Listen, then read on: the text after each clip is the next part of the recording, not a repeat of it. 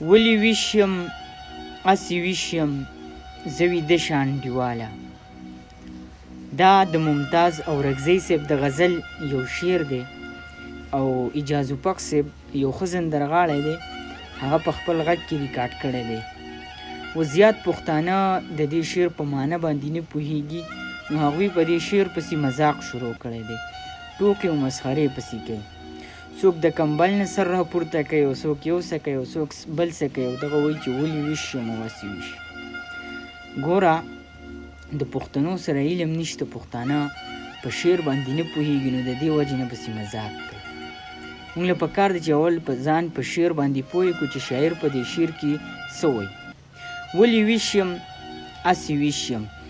دا د ممتاز اورکزی صاحب شعر دی او په دې کې ډېره ژوره فلسفه ده. ګوره ولې ویښ یم، په دې شعر کې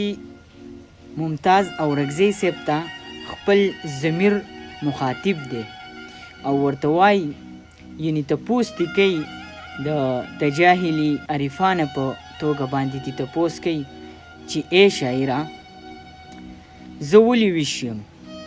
زه ولې ویښ یم په داسې ماحول کې چې ټول خلک ویده دي، د ټولو خلکو ضمیرونه ویده دي، نو زه ولې ویښ یم په داسې ماحول کې. یعنې دا ضمیر ممتاز اورکزی صاحب نه یو تپوس کوي چې زه ولې ویښ یم په داسې معاشره کې، په داسې ملک کې چې د هر چا ضمیرونه ویده دي، نو زه ولې ویښ یم، زما د ویښ پاتې کېدو څه پیدا ده چې د ټولو خلکو ضمیرونه ویده دي، نو زه ویښ پاتې کېږم، نو ته مې هم په عذاب کړی او ځان مې هم په عذاب کړی دی،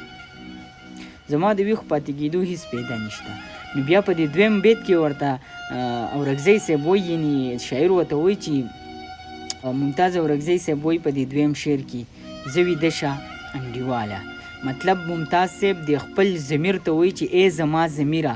ای زما انډیواله، ای زما همدمه، ستا خبره بالکل ټیک ده چې د هر چا ضمیرونه ویده دي، دا داسې ماحول دی چې د هر چا ضمیرونه پکې ویده دي، نو ته هم ویده شه، د خپل ضمیر ته وایي چې ته هم ویده شه، ستا د ویښ پاتې کېدو څه پیدا نشته، ته به هم په سکون کې شې او زه به هم د احساس د عذابه بچ شم، او یعنې په سکون کې به شم، د احساس د عذابه به خلاصۍ بیا مومم.